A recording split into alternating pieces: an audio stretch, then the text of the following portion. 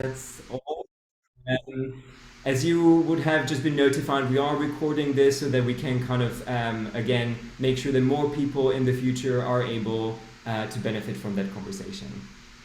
So without further ado, you will be able to now see on the screen the speakers that I have the privilege to welcome.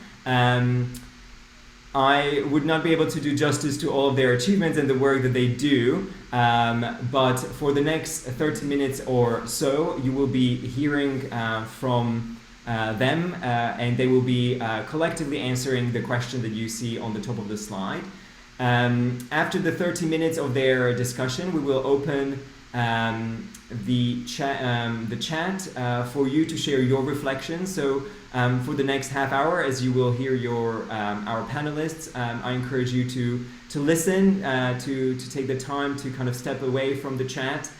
You will have the opportunity to engage with the content in about 30 minutes or so, and our speakers will then have the opportunity to respond to your comments and your provocations.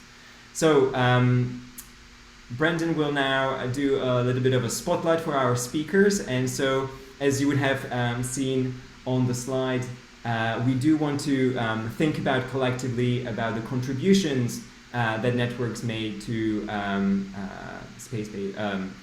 place-based change. So maybe I can invite now Megan to start us off. Thank you very much, everyone. The floor is yours. Thanks, John. Tēnā koutou e te whānau, ko Megan Courtney tākaungoa. My name's Megan Courtney, and I'm coming to you this evening in New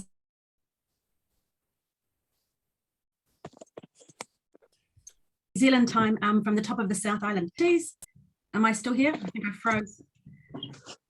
Yes. Part of a really cool little organisation called Inspiring Communities. We've been working on place-based change and support a network of about 4,500 people here in New Zealand, and I'm really passionate about the role and the power of networks and the power of place.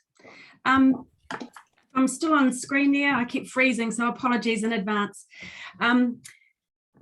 The role of networks, I can't talk about networks if I can't talk first about relationships, and that's where I wanted to start from today, because what we've found in our work in the last decade or so is its work is all about relationships. Some of them are formal, you know, the people in place and the organizations that you're working with, and then there's the informal that are latent and we don't actually know where they are and who knows who. So there's the stuff you can see and the stuff that you can't. But what we've found through our work is it's just not networks, it's actually curation. And I love that word curate, because it's our job to kind of bring together the formal and the informal and the people and the ideas. And the magic happens when people start to talk to each other through conversation. And I think, again, you know, away from consultation to conversation to find what's in common, and then the magic kind of starts from there. So yeah, place, a very powerful vehicle for making things happen, relationships and networks key in there, and we can bring those together. That kind of superpower of place can be unleashed.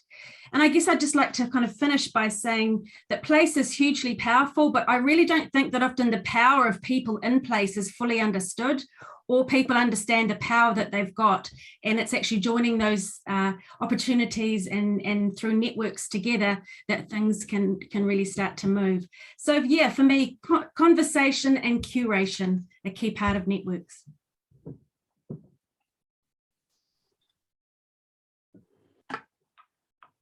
How does curation and conversation sound to others? Does it resonate as concepts that you use in your work? I'll jump in here. So hi, everyone, and really wonderful to be part of this conversation.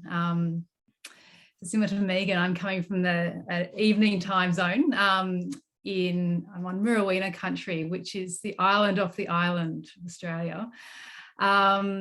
And I work with Collaboration for Impact. I recognise a few people around the room, actually. So our work is working really to build conditions for systemic change, particularly here in Australia. And a lot of how we work is through place-based change. Any one time we're supporting up to 40 communities and their wider ecosystem for how to really accelerate systemic change through the prism of place. I really resonate with Megan, particularly the idea of curation and power. For us, it's around not just networks that reinforce the status quo, and that takes investment and time in terms of the design and the ongoing capacity and learning of a network.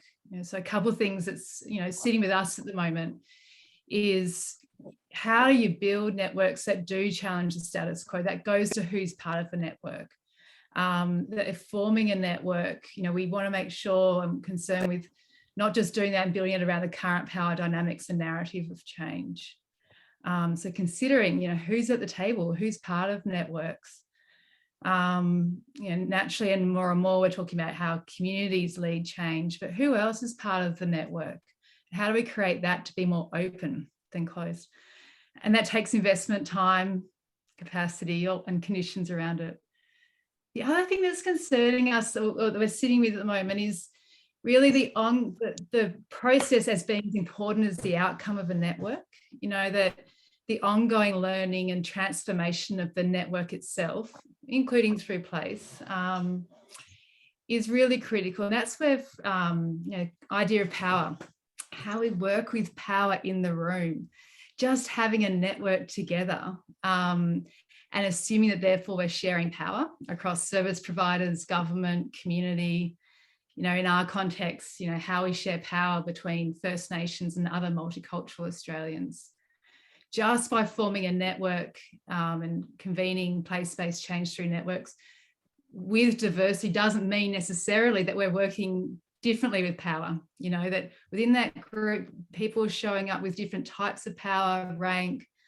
So I think there's something in how we build our muscle within networks to be naming, working explicitly with power, and ultimately to be able to share power in our context, to be able to share power between First Nations and other multicultural Australians.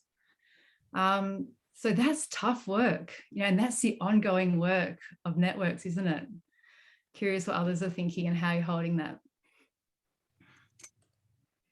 It's absolutely fabulous to be in this conversation, and I'm resonating so much with what has already been said here. And one of the things that, so our organisation works with regenerative development and design in place. And one of the things that we're really noticing, and I think you spoke to that, Anna, and you also, Megan, is that what we're often trying to do when we're creating change or designing change is lift up energy, create a field of energy and a field of caring for the life that is in that place, and the unrealized potential of that place, and the people and the life within it.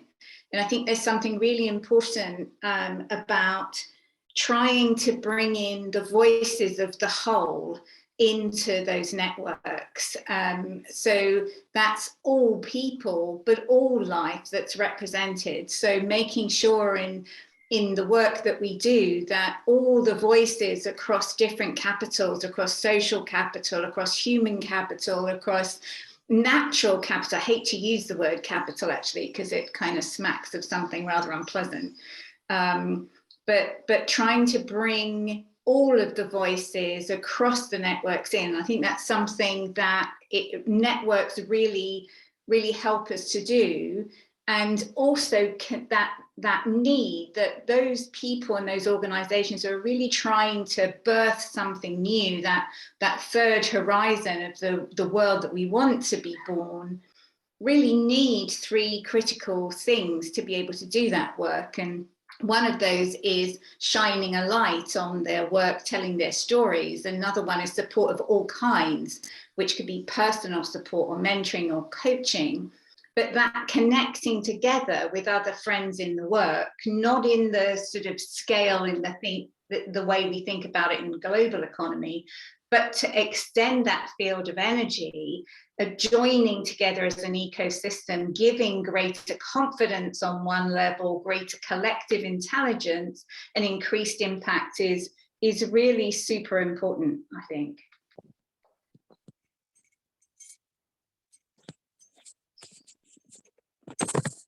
I just want to put like multiple check marks next to everything I've heard.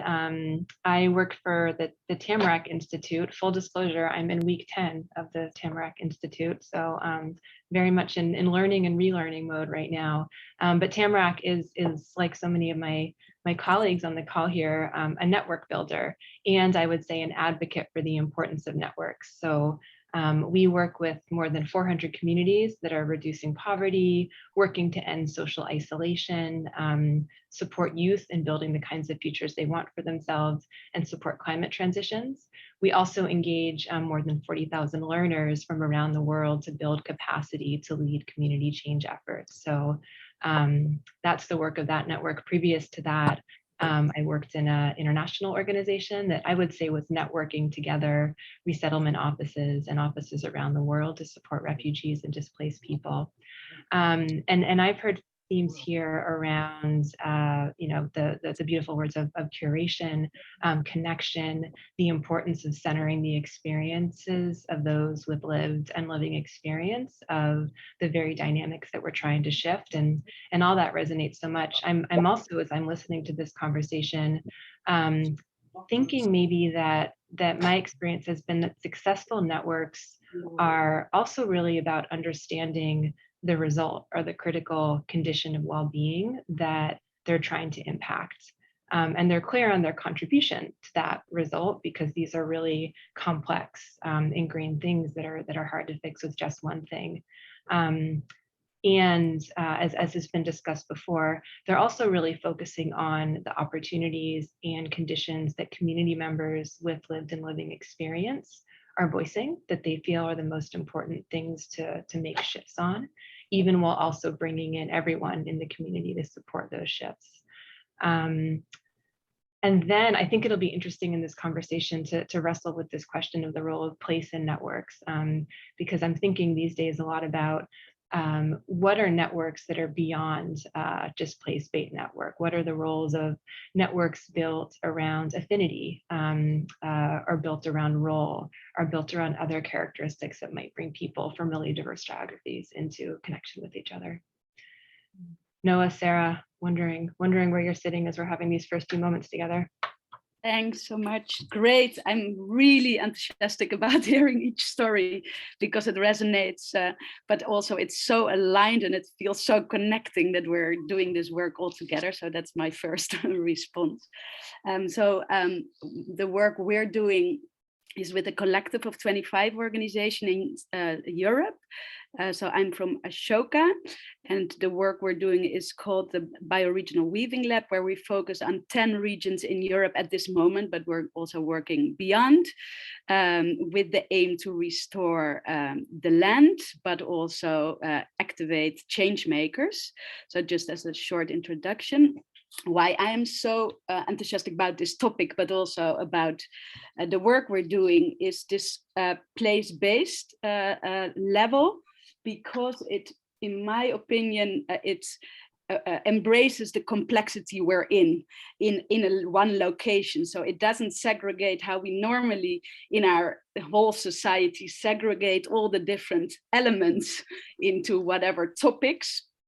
All of a sudden, we are now embracing everything. So the holistic element of our work can be all done in a place. So where there's social elements, including vulnerable communities, the well-being, the restoring the land, our food systems, everything can be in these locations. And actually, I think that's so crucial. And it's at the same time also quite focused. So for me, the other element I wanted to add is the learning element. Also, when I listen to all of you, but I think we are not holding the holy grail. You know, it's all like an iterative process, and creating this learning, how we call it, kind of learning ecosystem, where we are constantly testing, learning from each other, seeing our like mistakes, falling, failure, all these kind of things for me is crucial in this work because it is too complex to all hold, and it's so urgent and it's so important. So that's probably my first input. Over to you, Sarah. Thanks, Noah, and good evening, everyone. Hello from the Philippines. It's such an honor to be here. Sometimes it's not so many places we get to share a practice that's probably not so easy to explain in my culture, maybe, or actually very embedded in my culture. Actually, we have a concept called bayanihan in my country. It means nation building and collaboration. So it's really like every day we have this culture of collaboration, and so it's natural, but at the same time, how do we use it and harness it in scaling our best practices? So my work is we formed resource regeneration labs as a platform for my organization called Green Relief in the Philippines, because we realize we can't do everything. We work primarily in disaster and displacement, and we use permaculture and regenerative design, but realize we can't be in every disaster. It's just too much to do. But what if we brought everyone together and collaborated so we can scale up to influence policy and institutionalize things and scale wide to replicate the best practices, because we know in the landscape there are many practices already being done. This is where networks play a role in making visible who is already there, and sometimes they're not well known, and sometimes when people see who is already doing things, they can actually say, hey, we can do work together, we can save the resources and actually scale much faster if we collaborated. Or that we also see like there are gaps, when we are seeing everyone together. And we've worked with several organizations like Common Land, Red Cross, the Global Eco-Village Network. We have an emerging partnership with UNDP, and we're now partnering with the National Task Force for Building Back Better after disasters. So we started small and now we're becoming bigger, and it's also actually becoming scarier, to be honest with you. But we're learning from the process. What we're really learning is they're scaling up wide, but there's really the gift of bringing networks. And actually, for us, we use the term ecosystem approach rather than networks, because seeing it as a living ecosystem, and we work with ecosystem restoration primarily, and that's to scale deep. And deep scaling is really, because like I shared with you, it's ingrained in our culture. We have so many multi-stakeholder platforms. We always have like the government, civil society, we have the Muslims, Christians, we bring everyone together when there's a project or event. But actually sometimes what's missing is how do we really deepen the relationship with each other? How do we transcend the challenges of leading? And at the end of the day, because we have so many best practices, I think because we face so much challenges, we're actually like in the front lines of the climate crisis. And so we have a sea of solutions, but how do we really make them sustainable and long-term?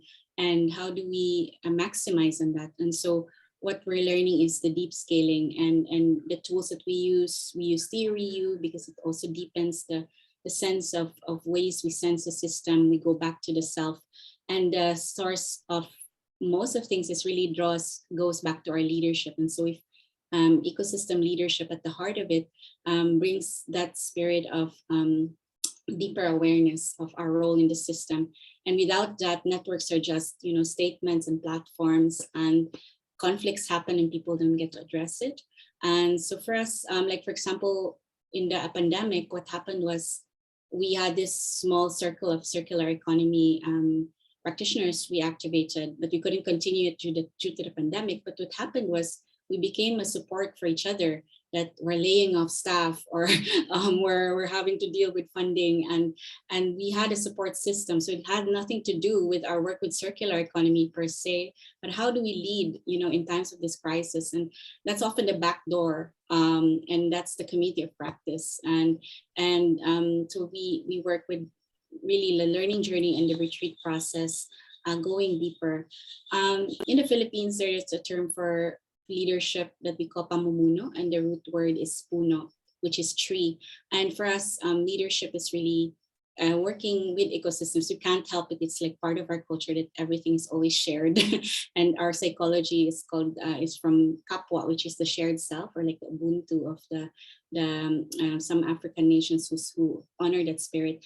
And one striking story that often I carry in this work with working with ecosystems of collaboration is when climate disaster survivors ask us, like, why are we going to grow trees? You know, if these trees were actually the ones that hit us or damage our homes. And it struck me that, you know, when we work with permaculture and ecosystem restoration, of course, you have to plan, you zone, you connect to the place, but it's also like the idea of growing deeper roots and native trees. Because when you're rooted in a place, the local wisdom, the traditional ecological wisdom, but you're also rooted deep into the wisdom of your leadership and the spirit of your community, the deeper the systems, the deeper the roots, the stronger they can withstand challenges. So for us, we need to scale fast our ecosystem restoration efforts because we're in the front lines of the climate crisis.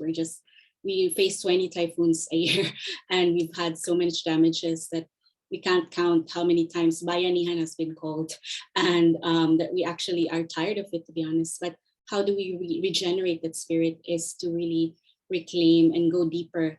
And when root systems are deeper and connected, any disasters, at least this is our hope, that any disasters that happen can keep us stronger.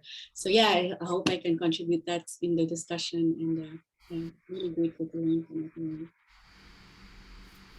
Thanks, Sarah. No, that was a very powerful story. And I wonder whether there are others who, you know, when we talked about the curation and power and leadership, you know, are there any tips and tricks that you have seen in your work that, you know, kind of demonstrated the right kind of leadership, or maybe the wrong kind of leadership, or the ways of dealing with power to do that curation? We've seen a lot in COVID. You know, we often say that crisis brings out the best in community, and maybe it can't go as hard and as fast as what you're talking about, Sarah, when you've got, you know, typhoon after typhoon. But I think, you know, we saw that, you know, all of a sudden in New Zealand anyway, when the pandemic hit, that actually the power in the big systems, the ones that rely on services and programs, couldn't respond fast enough. It was only through networks and relationships that things kind of happened. And it's interesting for us, you know, we kind of thought, well, you know, all these amazing learnings post when we've got through the crisis, we'll be able to kind of keep going that way. But, you know, the systems get in the way again. And I'm really interested to see what we have to do to actually, you know, going back to power that Anna talked about and Danya before, you know, how do we actually, you know, make these things not just temporary while things are bad, that they become our way of doing. Huge frustration here about the programmatic and the service coordination being enough to kind of make place-based change happen. And, you know, for me, a huge underinvestment in, you know, the people and the networks and the informal and the activation of ideas and potential that's there, but it's just not realized and recognized. So, yeah. Others may have ideas about how we break that bit, because that seems to be the nub of a lot that we see. I think Meg and Sarah said something really important there, that certainly we have experienced in the tentative kind of different ways that we're trying to work with place source potential, which is, you know, most of us operate in two different worlds all the time. The sort of inner world where we're trying to hang on to our core sense of stability and values and work with systems change, and the work that we're actually doing in the outer world for change. And certainly, you know, it's almost like we're two little nested systems. I work on myself, I work within my networks to support others, hold steady and create change, and I work on the system that my project and my place is sitting in. And at the same time, I work on my project works on the place, and the place works on the system. But it's that core inner work, developing the self and developing my, you know, inner connectivity, my connectivity to my values, to the ecological values around me, that keeps that energy in a network alive, that renews all of the time, that source of spirit, if you like, that source of energy that holds us through these incredible difficult challenges of when, you know, you just think that you've made a change in a system, you found a little node, you've opened a chink of change, and the system comes back at you like a train, because it's a living system too, right? And it doesn't want to change, it doesn't want to die, it's kind of clinging on there. But certainly that supporting each other across networks with that inner development seems to me to be core to getting to where you're talking about, Megan, that we want to go. If you talk about, if you talk about the inner work, do you think in your work, do you exclude those people that are not willing to do inner work? I'm just struggling myself sometimes with it. I was just wondering how you deal with it. Well, that's kind of a, you know, that might keep us online for like the next year, that question. I'm not sure I could be concise, but I don't know how familiar everybody in the room is with a lovely little framework called the 3 Horizons. Kind of wave your hand if you've ever heard of it. But if you haven't, I kind of always think about it that way. So there's business as usual, which is the system that is no longer fit for purpose and it's dying. There's a new horizon, the future we want, that, you know, a just, regenerative, inclusive future that's trying really hard to be born. And there's people that disrupting the existing system sitting in the middle of that. And each of those levels of people have different needs. They're differently ready to act. So those of us that are trying really hard to birth something new tend to be like often struggling in the shadows a bit. But the people on the business as usual horizon, I think if we can think of, you know, I mean, look, it's really hard. Sometimes it's really challenging, but if we can think of them with love in our hearts and realize we were kind of once there too, or I certainly was. And sometimes what they need is just to see a perspective of the future.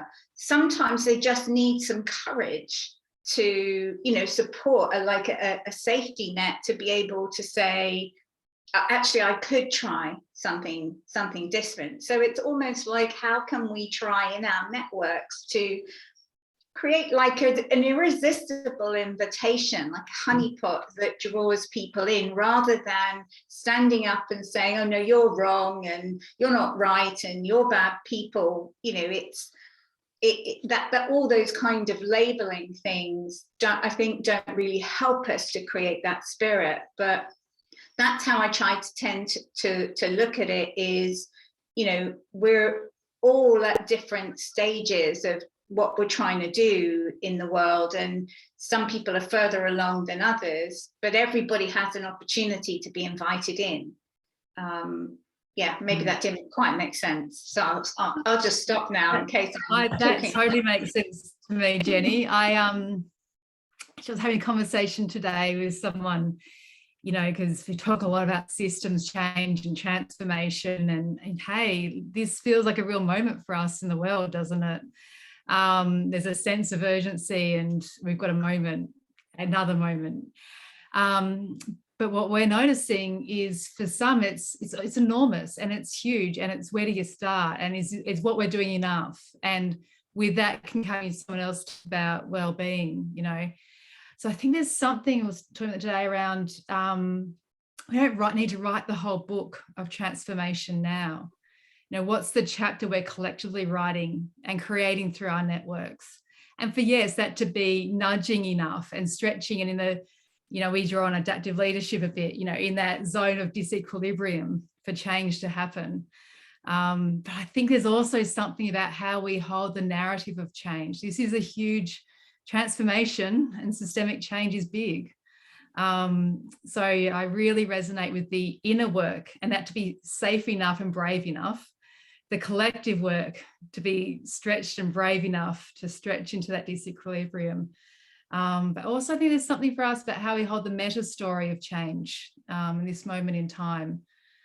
And yeah, again, that balance of it being brave enough and radical enough, you know, transformative enough, but also let's not paralyze ourselves through this as well, which I think sometimes, you know, if I can land that little bit in the technical, at least here in Australia, a lot of this work where the investment is, it's coming from government. And with that, huge opportunity, because we've got, you talk about learning systems and learning ecosystems, we bring government into that. You know, it's so different when you've got a community, you know, service providers, community members and government showing up, and we look at, well, how do we all show up as learners of the system in that? But when government's also wearing the role of funder and learner, you know, and with a shared ambition of systemic change, that's tough when you're actually looking in that, right? When you're trying to change a system that's designed to not necessarily be transformative in that way. Yeah, I believe also, I think like that paralyzing thing, I think it's a big danger at this moment in the world, that we're all thinking, oh, it's too big for me to actually do anything. And, you know, just like feeding your anxiety. I mean, we all probably feel a sense of anxiety. I do think we're all probably are supporting this thing of supporting others to feel agency, to wherever you are in the system, or wherever, what kind of role you are, or no role, but just a person. How can we actually give this agency? How can we create a narrative that actually empowers us again, that we can actually do something? Because if we tell ourselves this story, it's too big. I think that's quite a dangerous path to be in also, and it's a pity, because we might actually be able wherever we are to do it together. Thanks. A tool I've been sorry, I'll be super brief, I promise. I know we have the next exciting part of the agenda, but a tool I've been experimenting with is trying to move from like the really micro, because I think we all have examples in our lives of where we have made a change, where we have been really open to new ideas, where we have been really bold about saying things or doing things that might feel risky or hard, or that might make us vulnerable, where we've been willing to change our points of view because others with a different kind of experience than we've had, you know, like we realize they're right, or that we believe they're right. So I think there's a tool around helping those around us who might be a bit reluctant to join these networks for really transformative change, to activate their memories of when they have made a transformational change in their daily lives, or in some other aspects of their lives, and to work from that into building the confidence to then be able to engage in other types of change.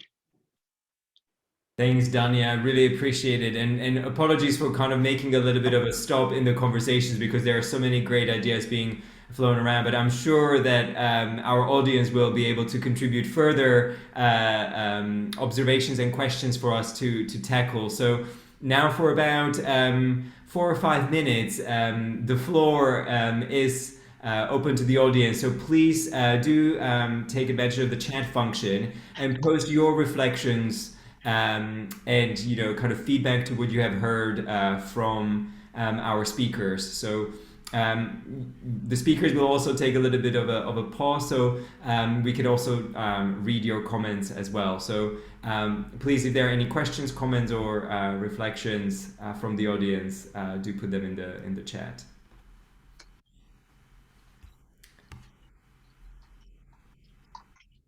So thanks, Kapil. I see that you posted as well, so everyone else is equally welcome.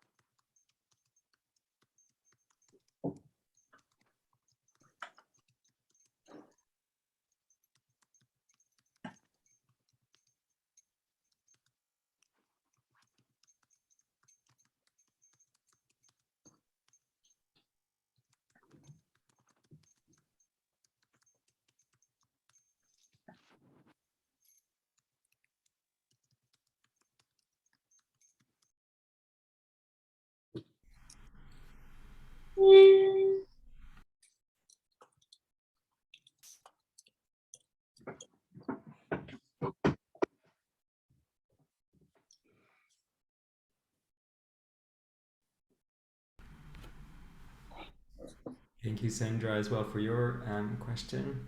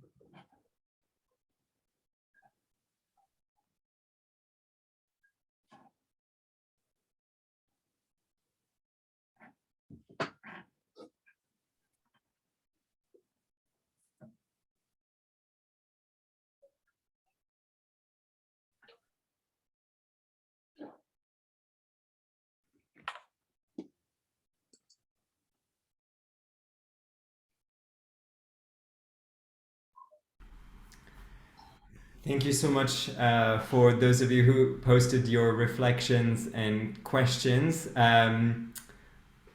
As was to be expected, not easy ones. But back to our panelists then. Is there any comment or reflection that anyone would like to take forward and maybe tackle or comment on? Yeah. Sarah? Go ahead. Yeah, I want to respond to Sagar, and I really value your inputs here because we also work with indigenous communities that are affected by climate disasters, and it's very important to definitely bring the voices of the most vulnerable, and actually most powerful, to be honest, because the indigenous peoples hold our lifelines, like our forests and water, and actually the buffers to climate or disasters.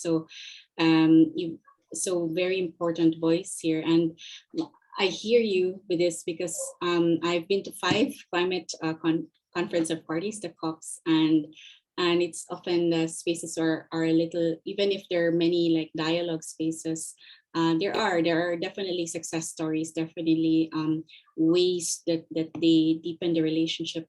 But from my experience, I think there's still some work to be done, I think, on bringing the relational part and the rational aspects. So the relational are like the rituals, the ceremonies, the deeper conversations, the water station conversations with the government or the policymakers, that inner work that we need to do. And then the rational, of course, there's the policies or the agreements and the things that are already put in paper and becomes the thing that dominates the whole decision making. And one thing that really struck me last year when we did when we were in Glasgow is that this time I had less like places where I had to speak. I was not really more in a formal role. I was coming from a partly personal capacity when I was there representing my organization. So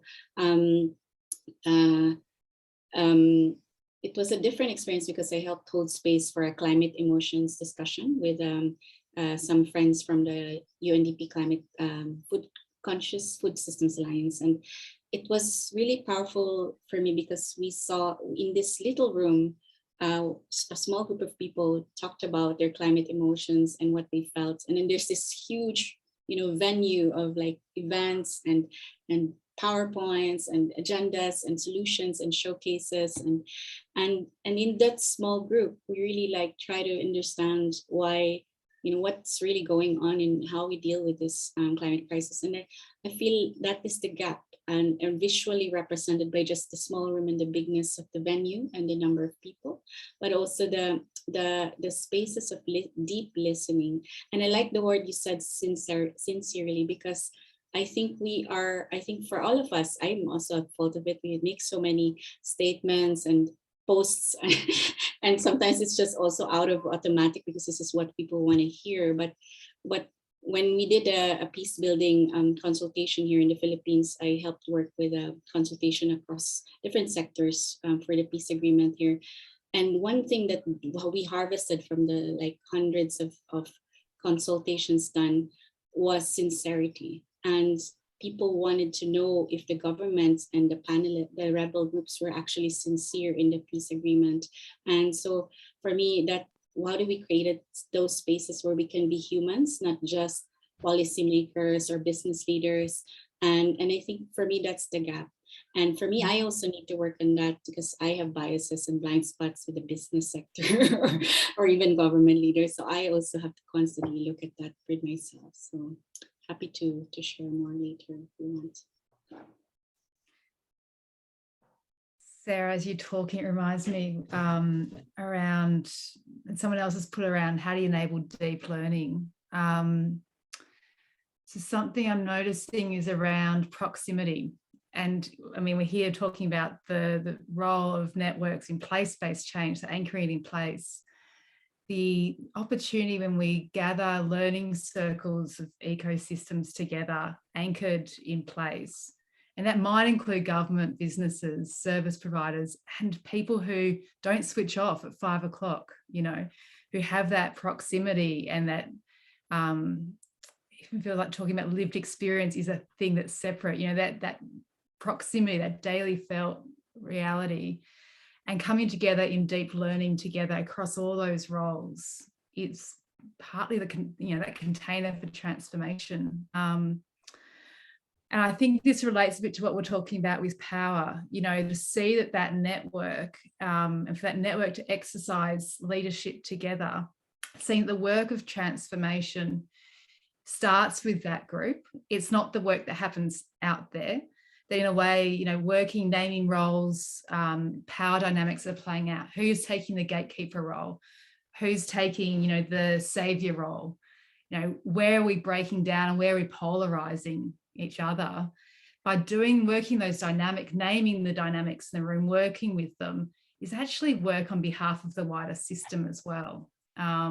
It's not personalized.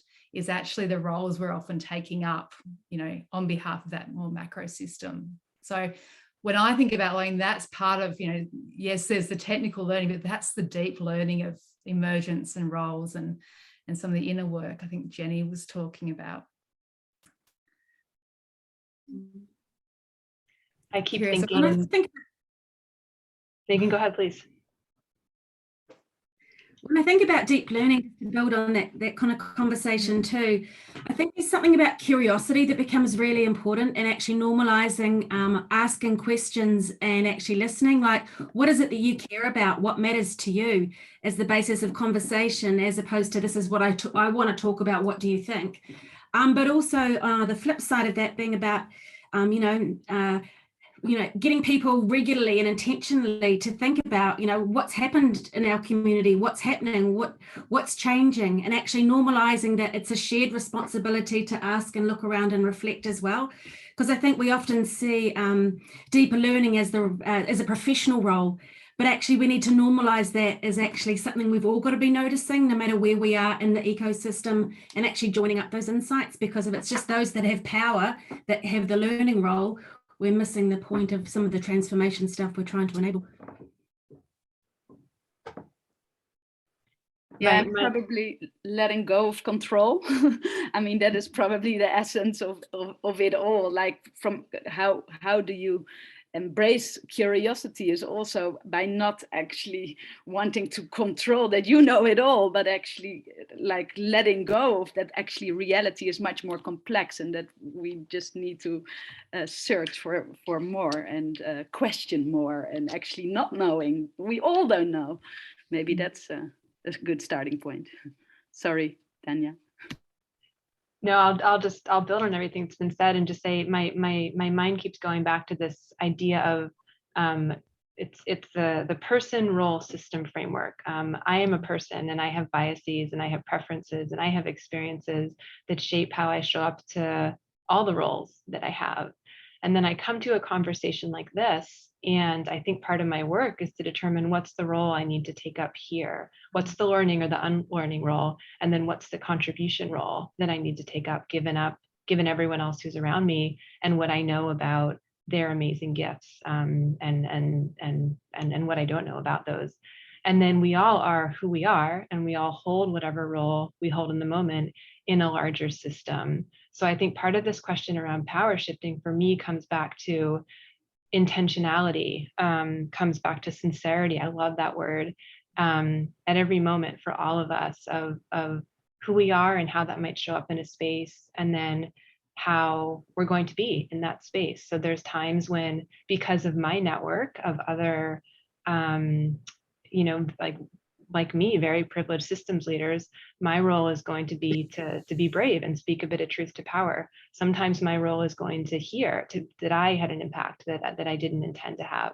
And sometimes my role is going to be just to be in that space of deep listening, not just with listening as the end goal, but as all of you have said, with the goal of being open to the idea of really shifting the mindsets or the actions that I might bring. So I went on too long there, but just this idea, I think, of intentionality around who we are and what we should be doing, to me, is really at the root of this work around power. I think there's something else that, if I can, without being convoluted, I'd quite like to try to lift up, that I think has a relationship to Teresa. I think you asked a question about belonging and place attachment to deepen the network ecosystem and power. So we use a little process called the story of place when we're working in place. And one of the things that we do in there is learn to really be a tracker, to kind of track patterns of our own thought back through time, and to track patterns of ecology and culture and economy back over time, which I think can really sort of build that sense of belonging. So, and just to give you an example, many of you won't know it, and I wanted to speak to what Saga lifted up earlier also, because I'm in the UK, which is a source of a lot of unhealthy power over the years that has been exported all around the world in many different forms. But we were doing a story of place in a place called Portsmouth, which is a city on the south coast. And when you look at those patterns of ecology and culture and economy over time, you can go right back in time and see a pattern flowing from the north to the south of an ancient glacier that used to flow there, a river that used to flow there that was eventually closed in.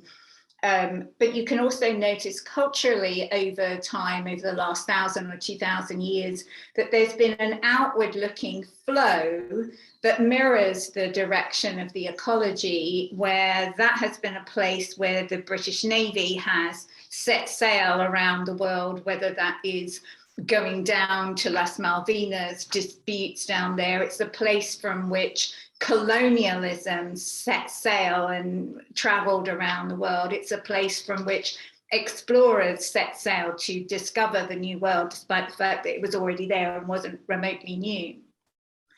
And when you see those kind of patterns over a period of time, and you can name them and say, this is a place that has been exporting power over for a long time, you then have a choice to say to yourself, if you're a developer, for example, and you're building a new development right on a piece of land in the center of that town, and say, okay, what if we reversed that?